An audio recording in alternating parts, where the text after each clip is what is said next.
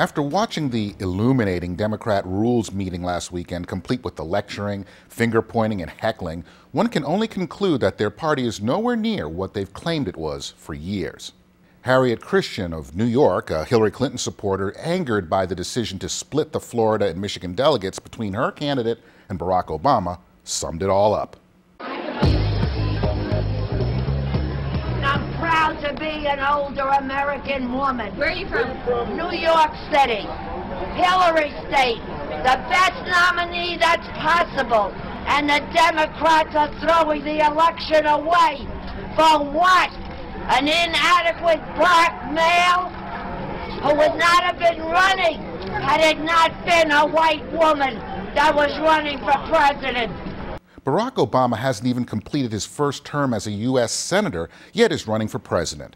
One can honestly make the claim he isn't qualified, but because of his race, has been embraced by the liberal establishment as a means of assuaging their self-induced white guilt curse. Thus, as the first affirmative action presidential candidate, he has dredged up the resentment many Americans feel whenever bumped by someone who is clearly less qualified, yet selected purely because of his or her race. Affirmative action was always considered a good thing when booting a white male from a position they clearly deserved. Now that it's being used against the left and they don't even realize it, it's irking many. And I'm not going to shut my mouth anymore. I can be called white, but you can't be called black. That's not my America. It's equality for all of us. It's about time we all stood up for it. Right. In the run-up to the South Carolina primary, Bill Clinton called Obama's candidacy a fairy tale, thus officially introducing the race card into the competition. This came after Hillary's use of the gender card of crying on cue and the media being told not to hit the girl. Again, a fascinating development. The very people who lecture us and our kids on the dream of a colorblind, gender-neutral society have effectively and strategically split their own voting bloc down racial and gender lines. As of this airing, Hillary Clinton has a lock on the white vote, Barack Obama has a lock on the black vote, and both sides are threatening to sit out the November election if their candidate doesn't win the nomination. So much for tolerance and inclusion.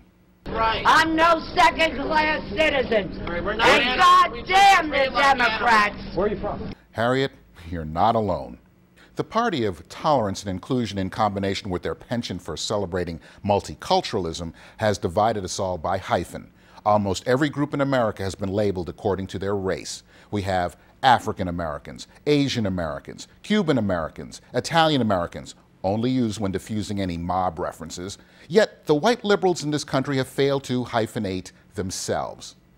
That is, until now.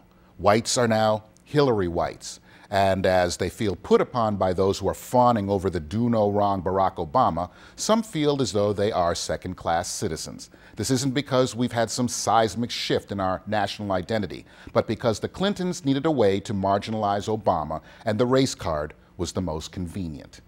And as far as God-damning the Democrats, we'll see what happens in Denver. I just said what my name is. Why? Why would you like my name? Maybe you're the CIA, the FBI?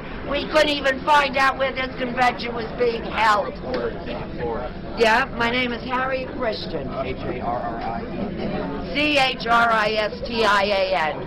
I came here for the vote of every American. And our Democratic Party threw us down the tubes. I was a second-class citizen before, now I'm nothing. Why? Because they want to do what they want to do. During the rules meeting, Democrats there made sorry references to the 2000 stolen election. There were many well-read speeches that called for every vote being counted, thus the great irony, and I've been using that word a lot lately, that these Democrats have ended up creating one-half delegates. Couldn't they have done better, like 3/5? The party of tolerance and inclusion basically set themselves up here. Some, representing the states that moved up their primaries, argued that the first states recognized in the Democrat primary process, New Hampshire and Iowa, were just too lily white to be representative of America, and that the electoral caucus results left an inaccurate first impression of their candidates. So they attempted to fix things. And fix things they did. Today, white Democrats like Harriet Christian are pissed off as she and many others believe an unqualified black man is being shoved down their throats while a more qualified white woman with more popular votes is being kicked to the curb. Others believe whites have it in for their black candidate who won the delegate count. Knowing Democrats and the Clintons as we do, this will not be fixed in a way that will end in a kumbaya moment. And they think we won't turn and vote for McCain. Well, I got news for all of you. McCain will be the next president of the United States. Your mother gets a little exercise. We shall see. For many years, liberals and Democrats have talked down to us. They've extolled their virtues of tolerance and inclusion. They've scolded us as a nation about our inherent racist and sexist tendencies, traits they've long since jettisoned. They've taken it upon themselves to go behind our backs as to retrain our kids in schools and provide them an atmosphere on campus where intolerance of all kinds was removed. They've assumed the role of moral police in the United States as they alone created a nation where all men and women would be treated with honor and respect. As a conservative, I'm almost giddy watching these Democrats choke on the very words they've thrown in so many of our faces. Hillary Clinton and Barack Obama have played the race and gender cards while talking about uniting the country. I guess you have to rip it apart before you can unite it.